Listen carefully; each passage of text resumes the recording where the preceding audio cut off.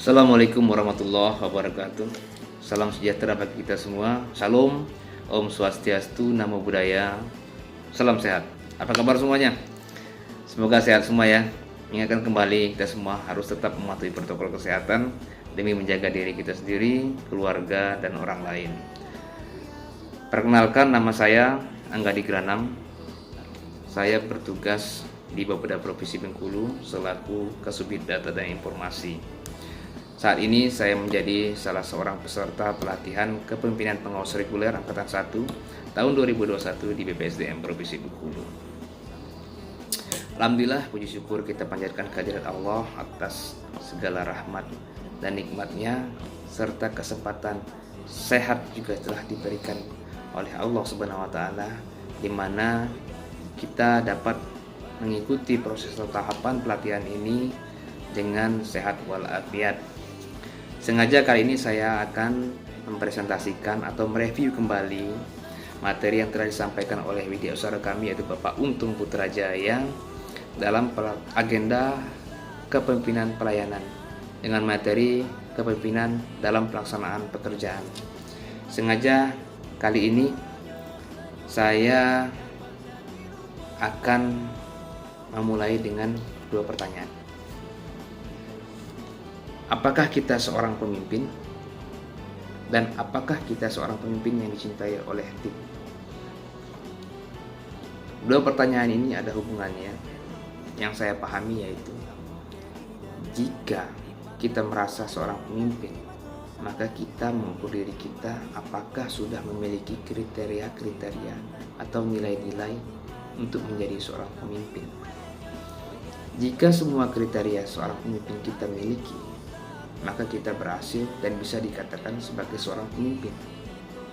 Jika kita bisa menjadi seorang pemimpin dengan kriteria-kriteria yang kita miliki, maka otomatis kita menjadi pemimpin yang dicintai oleh tim. Otomatis menjadi pemimpin yang dicintai oleh tim. Karena apa? Semua kriteria-kriteria seorang pemimpin sudah kita miliki. Kemudian perlu kita ketahui juga, jika seseorang sudah berhasil menjadi seorang pemimpin yang hebat, yang kuat, yang pintar, jika tidak memiliki nilai-nilai yang ujungnya itu etika, adab atau agama, maka tidak akan pernah bisa menjadi pemimpin yang baik. Karena apa? Agama tanpa ilmu lumpuh, ilmu tanpa agama buta.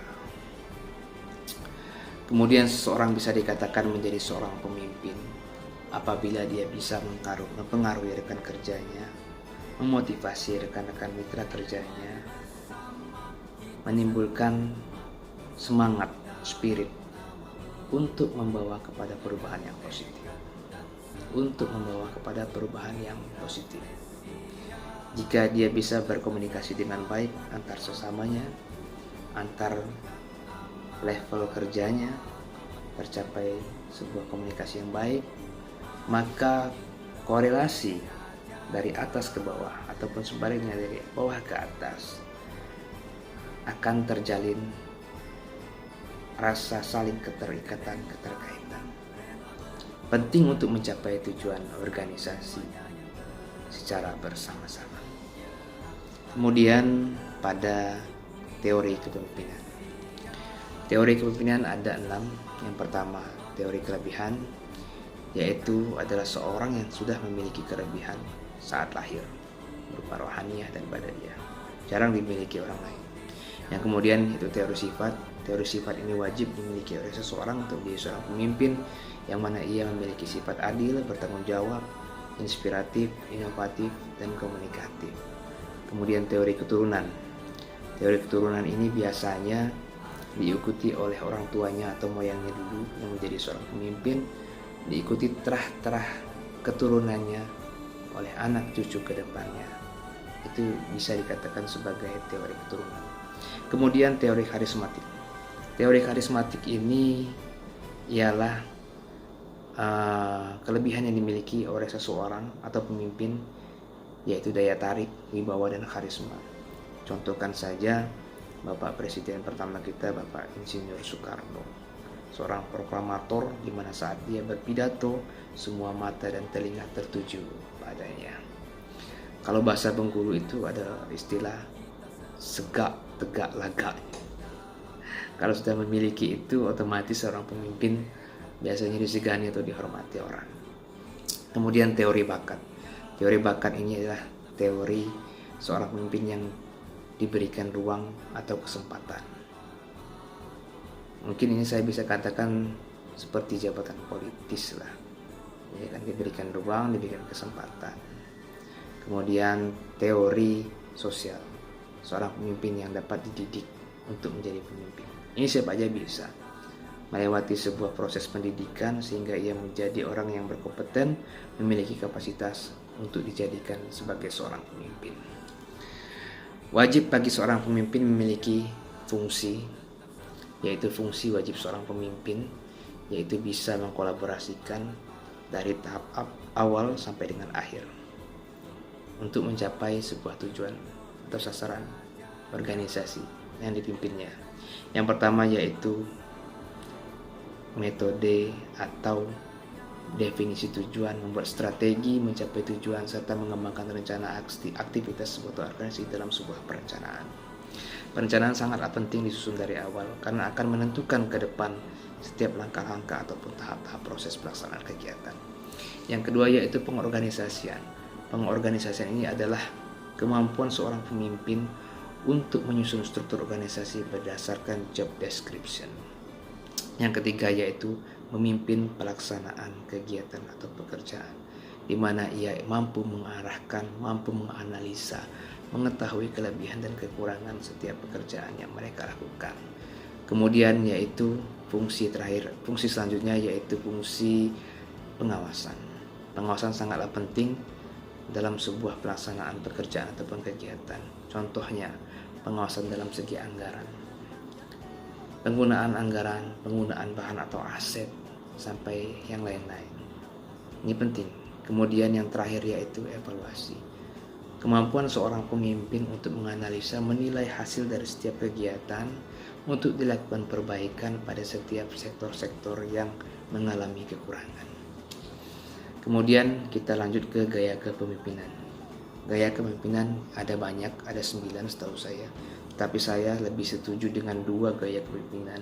Saya pilih yang pertama yaitu gaya kepemimpinan yang transaksional. Transaksional ini yaitu artinya kesepakatan atasan dan bawahan. Sangat penting sebuah persetujuan dari bawah ke atas. Jika tidak terbangun komunikasi yang baik, tidak ada persetujuan dari bawah ke atas, maka tidak akan berjalan suatu tahapan pelaksanaan organisasi. Kemudian yaitu gaya kepemimpinan yang birokratis. Sangatlah penting, yaitu berpusat pada prosedur. Semua pelaksanaan kegiatan pekerjaan tentulah harus didasari dengan regulasi. Regulasi yaitu adalah hal yang mengatur atau melandasi dalam setiap pelaksanaan proses pekerjaan ataupun kegiatan yang di dalamnya ada SOP dan lain-lain lah. Kemudian selanjutnya kaitannya antara aksi perubahan dengan kedudukan yang saya miliki saat ini, yaitu untuk menjadi seorang pemimpin yang baik dan juga melayani. Oleh sebab itu nilai-nilai kepemimpinan yang melayani, komitmen seorang pemimpin yang melayani harus ada dalam diri seseorang, harus ada dalam diri seorang pemimpin pada level pejabat pengawas. Ingat sekali lagi, komitmen sifat pemimpin yang melayani harus ada dalam diri seorang pejabat pengawas. Kaitannya dengan aksi perubahan yang akan saya lakukan, yaitu saya akan melakukan inovasi penyelenggaraan satu data Indonesia tingkat provinsi yang akan saya jadikan aksi perubahan, di mana nantinya ada kontrol tentang kebutuhan data pada setiap sektor yang nantinya dapat menjadi sumber data atau bahan baku untuk menyusun sebuah perencanaan pembangunan. Kolaborasi antar stakeholder akan dibangun, pembinaan produsen data akan kita lakukan, kemudian dan didukung dengan teknologi digital berupa aplikasi portal Satu Data Indonesia yang terkoneksi langsung dengan aplikasi portal Satu Data Indonesia di pusat.